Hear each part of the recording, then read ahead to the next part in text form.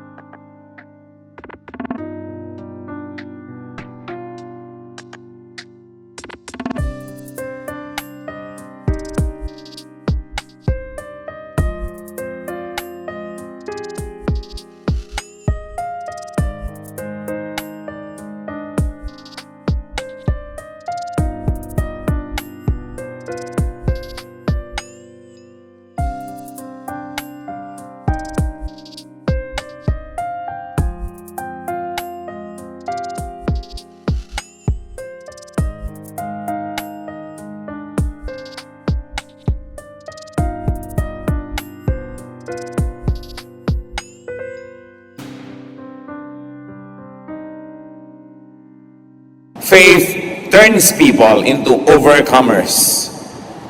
Nagiging matagumpay, mapagwagi ang mga taong may matibay na pananalig. Mark 11:23, if anyone does not doubt in his heart, but believes that what he says will happen, it will be done for him. So faith moves the mighty hand of God. Because if one believes, it will be done for him. So hindi siya ang gagawa, ginagawa ito ng higit na mataas na kapangyarihan para sa kanya, subalit ang kanyang pananalig sa may kapangyarihan na yon at ang kanyang pananalig na ito'y magagawa nga ang siyang nagbubukas ng pinto para mangyari ang kanyang pinaniniwalaan. Another wonder of faith is that faith heals. Maging sa mga pagpapagaling po na tinatawag natin sa Biblia, sa panahon ng Panginoon na napakaraming gumaling, ang pagpapagaling ay hindi inangkin ng Panginoon. Ito ay kanyang binigyan ng credit yung pananalig noong gumaling. Even successful cures often credited to the Lord Jesus Christ were credited by Him to the belief of the patient. So Mark 5:34, to the bleeding woman, He said to her, "Daughter, your faith has healed you. Go in peace and be freed from your suffering." So the same Jesus was touched by many people, but only one among the many who touched him got healed, because that one person had faith. Sabi niya, pinagaling ka ng iyong pananalig. Napakamalaman ng mga salitang ito, dahil lagi natin ine-credit, ay pinagaling siya ni Jesus. Sabi ni Jesus, pinagaling ka ng iyong pananalig. Dapat nating bigyan ng pansin yan muli. Mark 7:27-29, the Lord Jesus, He told her, "It is not right to take the children's bread and toss it to the dogs." Sapagat ang babae pong ito ay hindi naman Hudyo, at ang sabi ng Panginoon, "I was sent for the lost sons of Israel." At ito naman ay hindi isang Hudyo ang babae, humihingi ng pabor na pagalingin ng kanyang anak. So sabi ng Panginoon, "It is not right to take the children's bread and toss it to the dogs." Hindi naman ito para sa inyo. "Yes, Lord," she replied, "but even the dogs under the table eat the children's crumbs." Then He told her, "For such a reply, you may go. The demon has left your daughter." At yan ay dahil sa pananalig ng babae. Sabi, kita nyo, walang ganyan ako nakitang pananalig sa Israel. Kahit hindi siya isang Israelita. At sinabihan na nga na hindi para sa inyo ang pagpapala. Sinabi niya, kahit naman po aso ay humihimod ng kahit ng mga pispis na nahuhulog sa mesa ng mga anak ng amo. Sabi niya, kakaiba ang pananalig. At dahil dyan, tama ang sagot mo, napakaganda ng pinagmulan na pananalig. Ang anak mo ay gagaling. Pananalig na naman nung humihingi. Mark 10:52, to the blind man, ano sabi ng Panginoong Jesus? Go, said Jesus, your faith has healed you. Napakarami pong example. Maging sa Luke 17:19, to one of the 10 lepers, cleansed by the Lord, then he said to him, rise rather and go. Your faith has made you well. Napakalaki ng papel ng personal na pananalig ng pasyente para siya gumaling. One other thing, faith saves. Nakapagliligtas ang pananalig. Luke 7:50, to the sinful woman, Jesus said to the woman, your faith has saved you. Go in peace. Isang babae na kinikilalang makasalanan, pinandidirihan ng marami, at pinagtakhan ng marami na hinayaan ni Jesus na lumapit sa kanya at tumagulgol sa kanyang paanan, at punasan ito ng buhok ang kanyang paa at maglingkod sa kanya. Sabi ng Panginoon nung magwakas ang eksenang ito, your faith has saved you. Go in peace. Isang babaeng marumi, makasalanan, nakalubog sa pusalit ng kasalanan, subalit nanalig. Nanalig na siya may pag-asa. Nanalig kay Jesus at nanalig na siya'y palalapitin at papayagan ng Panginoong lumapit sa kanya. At dahil sa pananalig na yon, hindi dahil sa kanyang kabanalan, dahil sa kanyang pananalig, siya'y naligtas. Sabi niya, your faith has saved you. Faith also, among its many wonders, inspires trust. Pagka ang tao'y nananalig, siya'y nagtitiwala.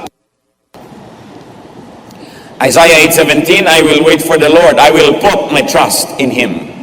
Dahil ako'y nananalig, sa Kanya ako magtitiwala. Hindi sa sarili ko, hindi sa paligid, hindi sa sitwasyon, sa Kanya. Psalm 9:10, those who know your name will trust in you, for you, Lord, have never forsaken those who seek you. Siyempre, those who seek God have faith, and God doesn't forsake those who believe. Kaya napakahalaga ng pananalig. And because of that, trust coming from faith gives peace. In other words, faith gives peace. Because faith gives trust, and when you trust, you are peaceful. Isaiah 26:3, you referring to God will keep in perfect peace him whose mind is steadfast because he trusts in you. So ang isa pong benepisyo ng pananalig ay kapayapaan, sapagkat ang taong nananalig ay nagtitiwala, ang nagtitiwala ay payapa at tahimik. Therefore, peace that comes from faith gives joy and serenity and stability. At ang pinagmumulan ng lahat ng ito, mga kapatid, pananalig. Those who have faith are blessed. Pinakamalaking pagpapala na maaaring matamasa ng isang tao kung siya ay may pananalig, lalong-lalo't meron siyang malakas at makapangyarihang pananalig. Galatians 3:9, those who have faith are blessed. Bakit? Sapagkat pag nananalig ka, tahimik ang iyong buhay, nagtitiwala ka, dinidinig ka ng Diyos, at ang iyong pinananaligan ay nangyayari.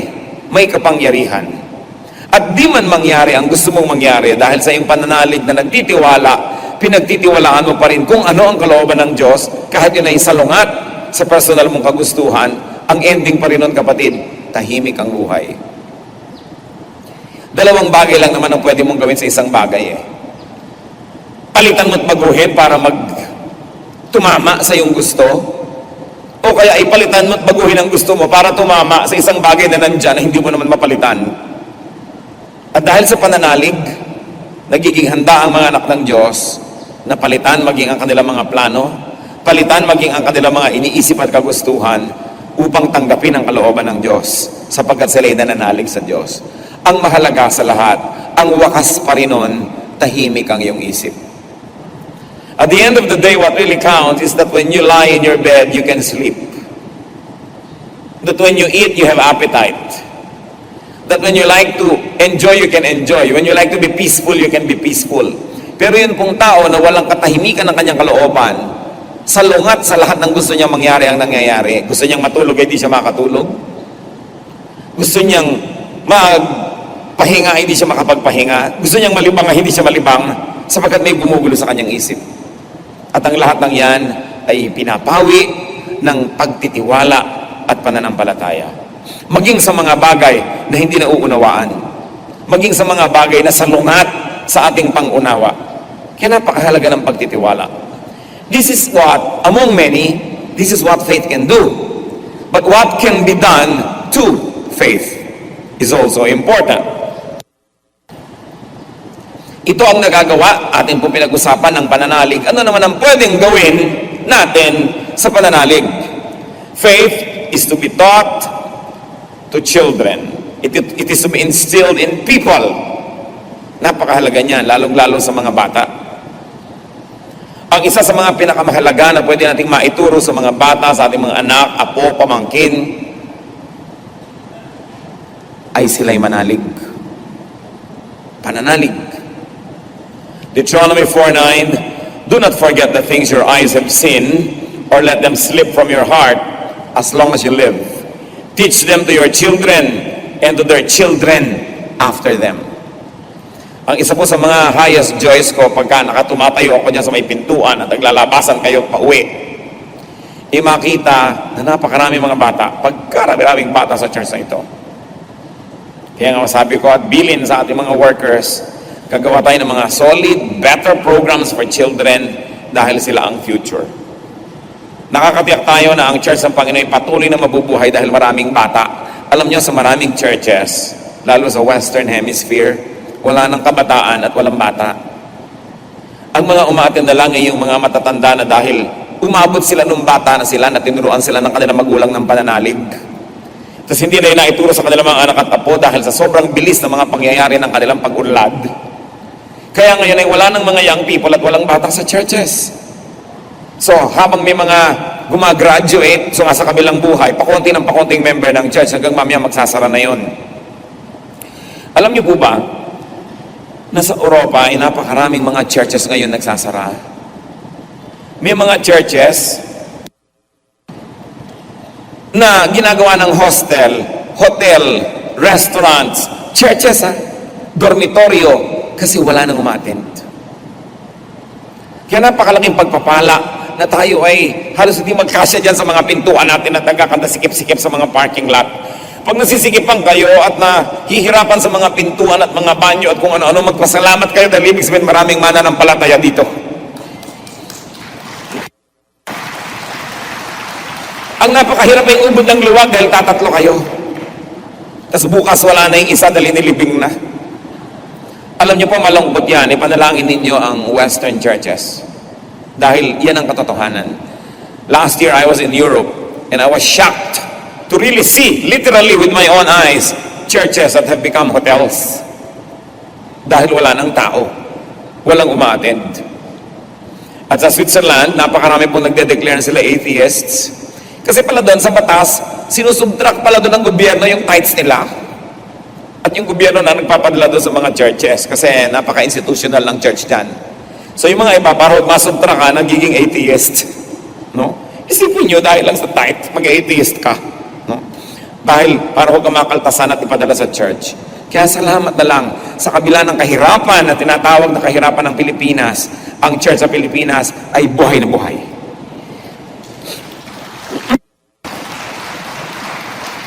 So sinabi, huwag ninyong pababayaan na ang mga batay lalaki na hindi nyo itututuro. Kailangan kalad ka rin yan. Kung inaantok, gisingin, buhatin, dalhin. At pag dinadala na sa church, pa-attend din ng Sunday school, pa-attend din ng mga children's program. At kung sila yung mga youth, ay pa-attend din ng mga youth programs. Sapagkat hindi naman sapat, bagamat mahalaga yung uupo ka dyan, makikinig ka, kakanta ka, tatayo. Sapagkat maraming bagay na kailangan ng tao para lumugo ang kanyang espiritu.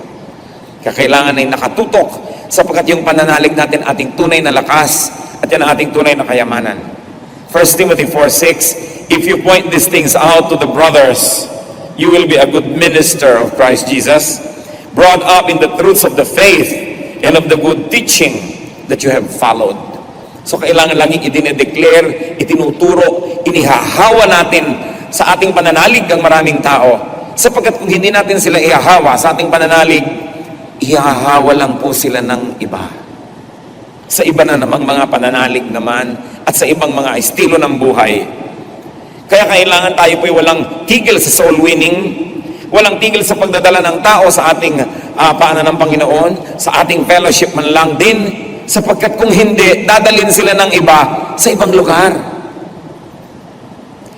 Isa sa mga dahilan kung bakit puspusan ang kagustuhan natin na ang mga tao ay madala natin sa ating fellowship, bagamat Kristiyano din naman doon, Bible din doon, Kristiyano rin dito, sapagkat nananalig po tayo sa isang uri ng paraan ng paglapit sa salita ng Diyos na hindi kinakailangan ng taong laging itali, laging bantayan, laging pagbawalan at tanggalan ng mga kasiyahan na gusto naman ng Diyos na ating tamasahin sa buhay.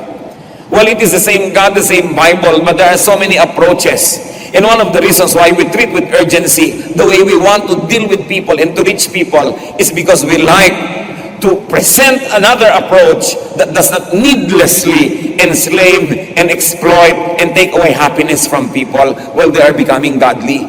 Sasabihin nyo, pare-pareho rin naman Biblia yan pare-pareho rin Diyos. Pero alam nyo po na hindi pare-pareho ng approach. And sometimes, lalo kang na-oppress pag naging religious ka, lalo kang napagbawalan, lalong sumikip ang buhay mo, lalo kang binantayan, hindi ka na makakilos dahil sa sobrang higpit ng relihiyon na hindi naman kadalasan hinihingi ng Diyos, kundi estilo lamang. So aside from the faith in God and in the Bible, in the Word of God, we are also very, very eager to bring people to our fellowship so that while they are being groomed to become the spiritual persons that they become, they will not be deprived of the many human happiness and pleasures that God has intended for His people. Ayaw natin na sobrang hinihigpitan, sinisikipan, binabantayan, sinasakal ang tao habang lumalapit siya sa Diyos. Dahil kadalasan naman ang mga kahigpitan na hindi nanggagaling sa Diyos, galing lang sa relihiyon. So these are the two main reasons why we're eager to bring people into the fellowship. So that while they seek God, they will also be set free from the many shackles and many chains that religion needlessly imposes on the believers. Kaya kailangan ng patuloy na pagtuturo. Titus 2:2, teach the older men to be sound in faith. Hindi basta may faith, sound in faith. What other thing can be done to faith? Faith is to be learned. While it is to be taught, it is also to be continuously learned. 2 Timothy 3:14. Continue in what you have learned and have become convinced of, because you know those from whom you learned it. So it was learned, and because you know from whom you learn it, and you know the effect of this, continue to learn about and to learn faith. Na pag-aaralan. Kaya mahalaga rin na pagpraktisan at pagsanayan ang pagsunod sa ating pinaniniwalaan. What else can be done to faith? Faith is to be exercised. Faith is to be practiced. Para pong muscle, nandyan naman yung muscle talaga, lahat ng tao pare-pareho may muscle yan Pero ba't yung iba, gising na gising at buhay na buhay yung muscle nila? Kasi ine-exercise nila, ginagamit nila. Sapagkat ang muscle na hindi ginagamit ay humihina, lumiliit, lumulubog. Pero nandun pa rin yun. Kaya kung nag-gym kayo, nagbubuhat kayo ng mga weights, madidevelop yung kung ano-anong bahagi ng inyong muscle. Dati ang braso nyo para lang tuwid na sanga ng puno. Pero kung kayo lagi nag-exercise, na-define yung mga linya-linya dyan, linya-linya. Kung dati ang tiyan nyo flat lamang o bilog, pag nag-exercise kayo, nawawala yung mga taba, lumalabas yung mga muscle, mga shape, para may mga nakadikit na pandesal dyan sa tiyan nyo. Lahat ng tao meron nun. Pero dahil hindi lahat ng tao nag-exercise, hindi yung lumalabas at lumalakas. At sabi po ng mga experts sa gym, kahit mag-exercise kayo na-develop yung muscle nyo, pag 2 weeks nyong hindi ginamit o in-exercise, mag-uumpisa na uling umimpis at lumiit. Pero pag binalikan nyo at in-exercise nyo, lalabas na naman yun at lalakas. Ganon-ganon ang pananalig. Ang pananalig na hindi ginagamit, lumiliit, humihina. Nananalig pala kayo that God will provide. Ano't kuripot kayo? Ano't hindi kayo makapagbigay sa mga mas nangangailangan? Ano't hindi tayo makapagbigay sa mga pangangailangan ng gawain ng Panginoon? Nananalig pala kayo, God will provide. Kung nananalig ka, put it to use. Practice it.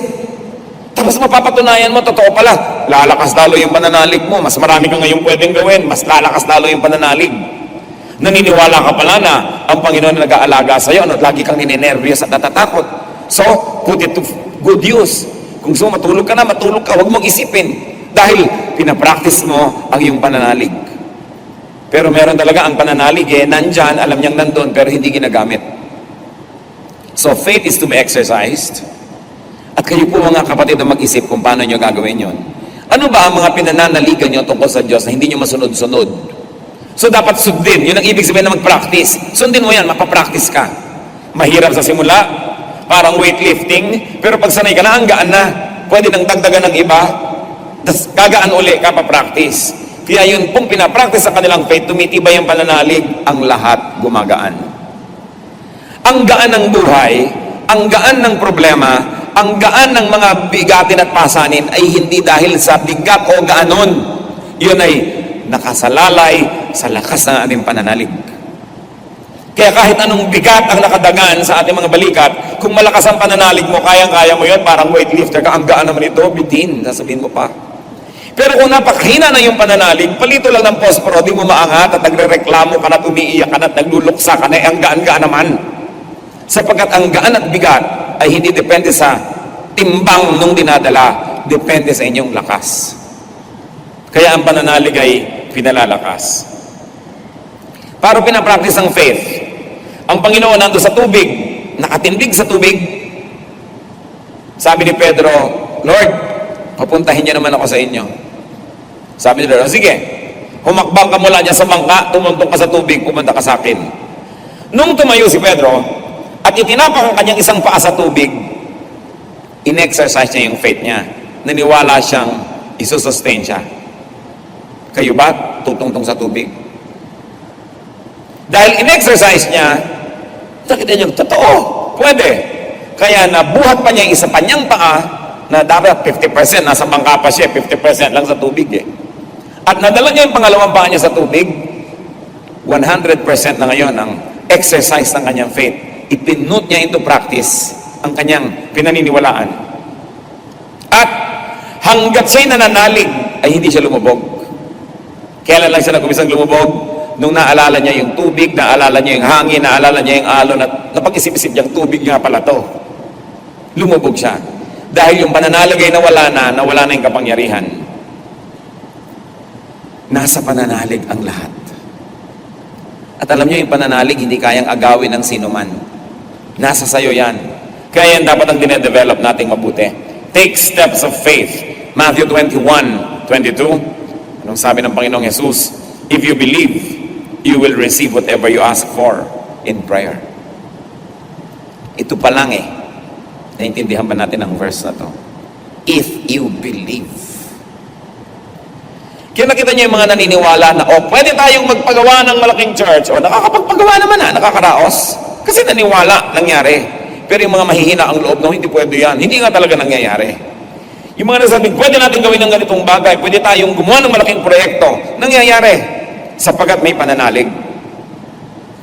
Yung mga nananatili na lang sa mga maliliit na comfort zones, dahil nagdududa siguro sila na pwedeng mangyari ang mga pwedeng mangyari. Kaya dahil may duda, walang nangyari. Pero lahat ng may na-accomplish, mga kapatid, naniwala muna na pwedeng mangyari yon. At dahil sila'y naniwala, inilagay nila ang kanilang lahat-lahat, ang kanilang time, ang talent, ang treasure, doon sa bagay na pinaniniwalaan nila. At dahil doon, nangyari nga. Sapagkat may pananalig. Faith is to be exhibited. Dapat i-display ang pananalig.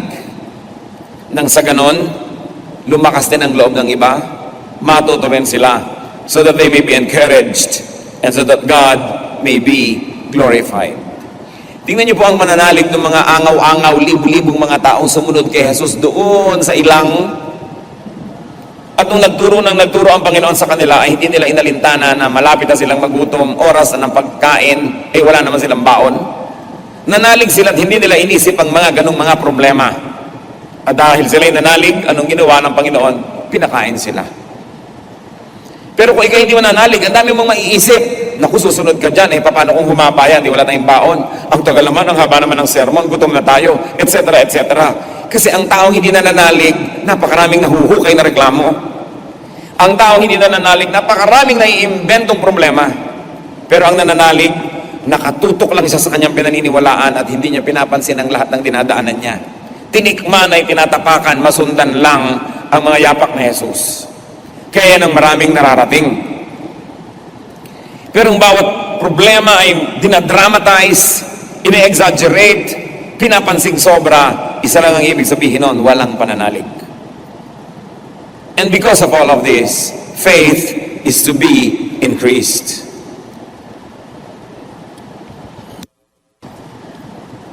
Kumisan, mag-a-analyze kami, mga goal ng tao. Ano bang goal mo? Dagdagan ng aming income. Ano bang goal mo? Dagdagan ng aming inipon. Ano bang goal? Dagdagan pa ang mga negosyo. Dagdagan ang mga sasakyan. Dagdagan ng ganito, dagdagan ng ganyan. Pero meron po ba tayo na mag-iisip na taong anong kanyang goal sa buhay? Dagdagan ang pananalig. Paramihin pa, palakasin pa ang pananampalataya. Ito isa sa mga pinakadakilang layunin na dapat ay hindi nawawala na number 1 sa listahan natin, to increase our faith. Sa Luke 17:5, sapagkat alam na alam ng mga disipulo na napakakonti ng pananalig nila, the apostle said to the Lord, increase our faith. Pag humihingi tayo sa Panginoon ng increase, ano ba, Lord, increasean nyo naman ang sweldo ko. Increasean nyo naman ang aming ganito, increase ang ganito at ganon-ganon. Pero naaalala ba natin hingin, Lord, increase my faith. Yun pala pwede rin hingin. Panginoon, wala po akong pananalig. Pero sabi ni Lord, kung wala kang pananalig, ba't ka nagdarasal? Ibig sabihin, meron ka, siguro konti lang ha. Ba't ka tumatawag sa akin, wala ka palang pananalig? Tumatawag ka palang, meron na. So ang gawin natin, dagdagan natin yung pananalig mo. Kaya ang hingin po natin lagi sa Panginoon, increase our faith. Meron tayong pwedeng gawin to exercise, tulad nga na binigyan nating example ng muscle. Pero meron pa rin mas, lahat pwede nating magawa rin, to just ask God to increase our faith. That is an added grace. Faith makes things possible. Mark 9:23, ang sabi ng Panginoong Jesus, everything is possible for him who believes. Yung word na imposible, wala dapat sa bokabularyo ng nananalig. Yung word na mahirap, dapat hindi na pagdidinig sa mga anak ng Diyos.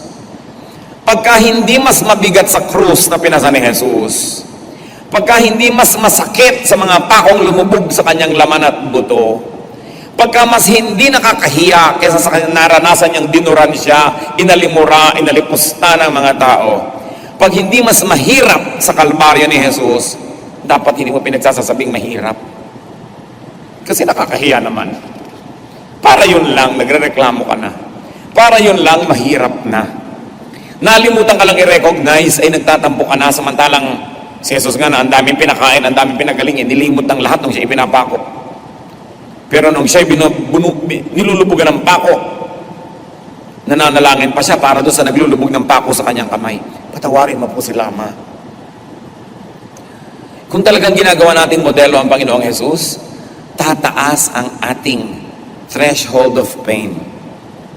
Lalawak ang ating pangunawa at pagpapatawad at titibay tayo sa mga dapat tiisin. Hindi bagay sa mga anak ng Diyos ang lagi na naglilitanya ng mga reklamo. Kailangan hinahanap natin kung anong pwedeng ipagpasalamat, itinatanaw yun ang utang na loob sa Diyos. At sa lakas na ibinibigay ng Diyos, hinaharap ang dapat harapin. Binabata ang dapat bathin at ginagawa ang dapat gawin. With minimum reklamo. If possible, no reklamo at all. Sapagkat pag tayo po ay nagre-reklamo, kumisan, arte lang naman, kumisan para lang mapansin tayo na marami tayong ginagawa, o tayo bida, o dakila. Hindi natin kumisan naalala, mga kapatid, na may mga nakapaligid sa atin na nanghihina ang kanilang pananalig. Kumbaga sa ilaw ay aandap-andap na lang at kumbaga sa kandila ay isang hibla na lang ng mitsa ang may apoy at hina-hina na. Reklamo pa ang maririnig sa inyo. Wala, namatay na yung kanyang pananalig. Nasiraan na siya ng loob at pinanghinaan na ng mga bagay. Kaya meron tayong pananagutan sa isa't isa. Sa mga salitang binibitawan natin, sa kilos natin, sa example natin, nakakapagpalakas tayo o nakakapagpahina sa iba eh. Kaya hindi tayo nabubuhay para sa sarili lamang, na lagi mong pinagbibigyan na lang yung kagustuhan mo, maipahayag ang mga reklamo mo sa buhay. Hindi mo alam, hindi ka na pala nakakapagbigay ng inspirasyon sa kapwa mo. Nagiging desperado pa siya dahil nadagdagan mo na naman ang mga dilim ng buhay niya. Kaya we minister to one another. Bago tayo nagbibitaw ng salita, isipin natin, ano kayang kalagayan nitong kaharap ko? Nangangailangan ba ito ng lakas? So bakit ko na naman tatampakan siya ng mga reklamo ko? Pampahina na naman ibibigay ko sa kanya. At napakahalagang mission to minister to one another, because that is the ministry of Jesus, to give of Himself and to serve others. Kaya napakalaki pong balakid sa ating pagiging makadiyos yung selfishness. Yung gusto mo lang mapagbigyan ng iyong sarili, maibulalas ang gusto mong ibulalas, maireklamo ang gusto mong ireklamo, at makuha ang gusto mong kuhanin. Hindi natin alam, hindi na pala tayo nagiging blessing sa iba. In one of the highest forms of being a child of God is to be a blessing to others. At yan po mga kapatid ay napagpapasyahan. Pagising mo sa umaga, magpapasya ka. Magiging blessing ba ako o magiging buwiset sa buhay ng iba sa araw na ito? Kasi pwede yun eh. Pwede kang maging blessing, pwede kang maging curse. Sasabihin ba, pwede ba yun na maging buwiset ka sa buhay ng iba? Meron talagang ganon. Hindi mabigkas-bigkas ng salita yung ganong salita, pero siya naman sa actual life ay ganon. Dumidilim ang lahat pag dumating na siya. Nawawala ang ligaya ng iba. Pero pag tayo po may pananalig, yung pinananaligan natin, nagbibigay sa atin ng lakas para maging lakas din tayo ng iba. Kaya mahalaga, Lord, increase our faith. Everything is possible for him who believes. Pwedeng pigilin ang dila. Kating-kating na ang dila mo na pahiyain yung isang tao, pwede mong pigilan yan because everything is possible for him who believes. Pwedeng pigilan ang mga kagustuhan ng ating laman na makakasama sa iba because everything is possible for him who believes. Faith moves mountains. Kung anong pinaniniwalaan, yun ang nangyayari. James 1:6-7. But when he asks, he must believe and not doubt. Because he who doubts is like a wave of the sea, blown and tossed by the wind. That man should not think that he will receive anything from the Lord. So ano po ang isa sa mga top enemies nating mga anak ng Diyos? Doubt. Sapagkat ang nagdududa, ang nagdadalawang loob, ang hati ang loob, ay hindi dapat umasa na may matatanggap sila mula sa Diyos. Kaya ito talagang dinedevelop. Kung nagde-develop tayo ng talino, nagde-develop tayo ng beauty, nagde-develop ng muscle, nagde-develop ng kung ano-ano, dapat i-develop ang pananalig. Mind over matter daw, but more than that, it is really faith over matter. Blessed are those who believe. Because belief and faith gives focus. Belief inspires, energizes, and therefore enables. Faith is one of man's greatest strengths and weapons. Kaya kailangan hindi ito kinalilimutan. He who has faith is rich. Ang tunay na nananalig at ang tunay na may pananalig ay mayaman. Sapagkat pag may pananalig ka na, wala nang hadlang at balakid para maganap ang dapat maganap. But he who has no faith is poor.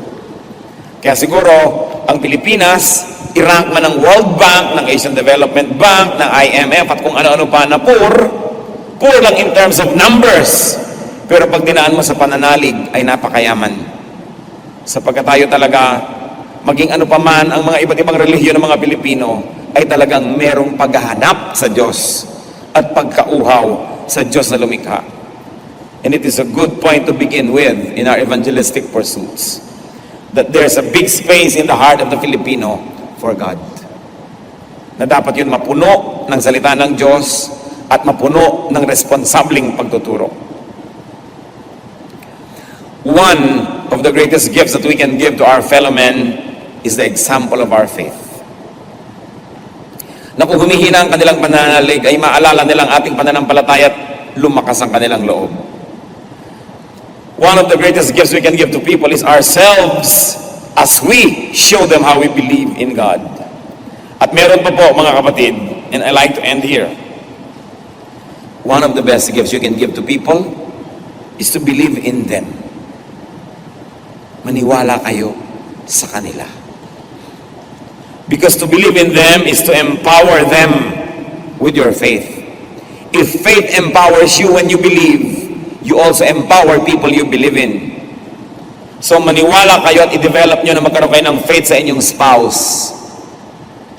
Napakaraming asawa, ang lumiit na ng lumiit ang anino, tumiklop na ng tumiklop ang pagkatao, humina na ng humina ang boses dahil hindi naniniwala sa kanya ang kanyang sariling asawa. Dati confident, pero sa dami ng paninisi, sa dami ng pagdududa, at sa dami ng panglalait ng sariling asawa, tumiklop na ng tumiklop si asawa. At madalas mangyari yun sa mga lalaki kaysa sa babae. Kananag di babae, kasal wala ka kwenta, kitang-kita ba? Yung dating ganyan-ganyan lang, gumanyan na lang gumanyan. So mga family reunion, parang chicharong bulaklak. Sabi mo, ano kaya ginawa ng asawa nito dito at nagkatiklop-tiklop na lang? Nilait ng nilait, ganun. Nangyayari rin kuminsan sa mga babae, pero mas madalas ko nakikita to sa mga lalaki. Yung confidence na shatter. Kasi ayaw maniwala, ay, huwag ka na magpasya pag ikaw mali. Ganyan na naman. Oh. So ang nangyayari, lalong lumiit ng lumiit ang pagtingin sa sarili. Nag-inom na lang ng inom na nag-alak tuloy. At nagkirida ng mga babaeng nandiyan sa kalsadang hangang-hanga sa kanya. Kasi ayaw hangaan ang sariling asawa, humanap ng tagahanga. No? Kaya nagtataka pa yung ibang mga babaeng gagaling, ang husay, mga edukada. Ano kayong asawa ko itong pinatulan mo kang pusa? Eh sa pusa kasi na yun, parang Adonis yung asawa mo. Eh pagkasama mo, minamaltrato mo, kaya ayun, pinagtyagaan yung pusa. Believe in your spouse. Kung napakarami na niyang mga maling pasya at kamalian, humanap pa rin kayo ng pwede niyong paniwalaan. Kasi one of your ministries sa mga may asawa is to give them the gift of your faith in them. Kasi pag pinaniniwalaan mo ang tao, maliit man ang kakayahan niya, lumalaki yun eh. At dahil naniniwala ka at may nagagawa siyang konting mamaliit, dahil sa paniniwala mo, lumalaki ng lumalaki yung confidence ng tao. Kung ito, na masamang habit na ito, na pagpapaliit ng inyong asawa ay nangyari sa inyong buhay, sino man kayo dyan, ay maghunos dili kayo. At hindi pa huli ang lahat para palitan ito. Because one of the most terrible things that can happen to you is when your spouse doesn't believe in you. At dahil hindi naniniwala sa iyo, humahanga. Marami pong mga nagtataksil sa asawa, nakakakomit ng mga affair, itong dahilan.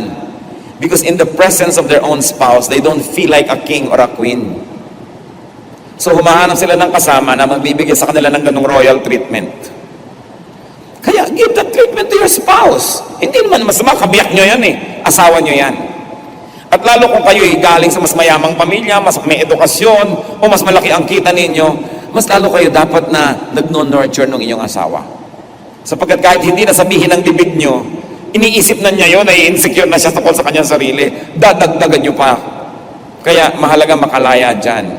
Believe in your spouse. Sa'yo talaga, Pastor, wala naman ito mahangaan. Wala talaga akong mapaniwalaan. Maghanap kayo, mayroon pa.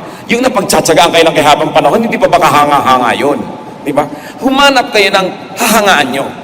Dahil duty nyo yan at privilege nyo rin yan to nourish a person, especially if that person is your other half. No? Sa mga family, yung ba ang dapat ginagawa ng asawa? Dapat ipinapakita nyo pa sa iba na iginagalang nyo siya para igalang din ang mga kamag-anak nyo, yung asawa nyo. Kasi kayo ang magbibigay ng clue kung paano siya itatrato ng iba. It's very important. Believe in your child. You have to take risks in believing, in entrusting many things. But it is only belief in them that will boost their confidence. It is by believing in them that we turn them into achievers. Hindi lagi kang nakaalalay, nakasunod dahil baka hindi niya magawa, baka mali, baka ganito. Hindi siya nagkakaroon ng confidence. And many children, you have to continue to express belief in your parents. Lalo't-lalot mas mataas ang narating nyo sa pag-aaral, lalo't-lalot mas marami kayong nagawa sa buhay, lalong-lalo na dapat kayo nagbibigay ng assurance sa inyong magulang na kayo humahanga, na kayo ay naniniwala at nananalig sa kanila. Hindi yung kung malalaki na mga kita ng mga anak ay ginaganon-ganon na lang ang magulang. No, kailangan patuloy kayong nananalig at naniniwala. And believe in your friends. Kaya kayo binibigyan ng Panginoon ng mga kaibigan ay para sila palakihin ang kanilang mga pagtingin sa sarili, hindi para yumabang, kundi para magawa ang maraming bagay. At meron tayong nalilimutan, mga kapatid. Believe in yourself. Hindi yun masama. Basta alam mo na ang iyong kagalingan ay nanggagaling sa Diyos, ang iyong husay ay regalo ng Diyos, at ang mga galing na nagagawa mo ay sa kaluwalhatian ng Diyos, you've got to believe in yourself. Hindi ibig sabihin ng mananampalataya sa Diyos ay nilait-lait mo ng iyong sarili at wala ka ng pagkatao. Because God has created men in glory. And we have to be dignified. And dignity begins with believing in self and respecting oneself. Napakahalaga na hindi rin natin nililimot na maniwala sa sarili natin. Sa tulong ng Diyos. Alam nating Diyos ang may kagagawan. But being a child of God doesn't always mean needless self-effacement. Dahil tayo din ay may anino, may pagkatao, nilikha at hinubog sa wangis ng Diyos na dapat ay malagay sa isang kagalang-galang na kalagayan sa lahat ng dako, sa lahat ng panahon. Believe. Ano po ang pagkukulang natin sa pananalig sa Diyos? Anong pagkukulang natin sa pananalig sa sarili? Pati yung pananalig sa sarili dapat pagpraktisan eh. Yung hindi mo magawa, gawin nyo. Yung mga weakness nyo 5 years ago, dapat hindi nyo na yung weakness ngayon dahil pinagpraktisan nyo na. Yung hindi nyo alam gawin noon, na gusto-gusto nyo malaman, dapat alam nyo na ngayon dahil lumipas ang panahon, talaga namang hindi nyo pa rin alam. Gusto-gusto nyo mga stila, mag-aral kayo, matututo rin kayo after 2 years. After 1 year. Pero yung gusto mo, wala ka namang ginagawa para mangyari yon. Mamamatay ka na lang, hindi pa rin yun mangyayari. So kailangan yung mga dapat gawin, dapat alamin, sapagkat ang panahon ay maraming binubuksang pinto para sa atin. Ang nakakalungkot ay yung mga taong binibigyan ng Panginoon ng buhay, lumalakad ang panahon pero wala naman nangyayari sa buhay nila. So abutin ninyo ang inyong mga pangarap, alamin ninyo ang hindi nyo alam. Kasi yung mga hindi makaspell ng Mississippi 10 years ago, hindi pa rin ba spell ngayon? Siguro naman, kailangan pa bang i-memorize yan? Konting practice. Yung masabihin ako, ang sarap naman mag-leche plan, pero hindi ako marunong, naririnig ko na yung 3 years ago, 2 years ago. Hanggang ngayon, hindi mo pa napag-aralan yan. Alamin ang dapat alamin. Lalo't gusto nyo, para na sa ganon yung confidence ninyo mag-grow. God changes us from glory to glory. It is our privilege, and it is also our duty na umasenso ang ating utak. Huwag nyo sabihin, hindi ko kasi napag-aralan ng high school yan eh. Yung agreement na lang ng subject and predicate, pwede naman balikan. Pero ang mahalaga, nananalig tayo na pwedeng mangyari yon. So believe in God, believe in yourself, believe in others. Because those who believe, achieve. And those who believe, equip themselves to be happier, to have more out of life. John 10:10, the Lord says, I came that you might have life and have it abundantly, to have it to the full. Huwag kayong magtiyaga sa konti kung pwede namang marami. Palayain nyo ang inyong mga sarili. Kadalasan ang pumipigil lang sa atin, yung needless conservatism, yung lack of confidence, o misguided concept about what God likes in life. Jesus said, I came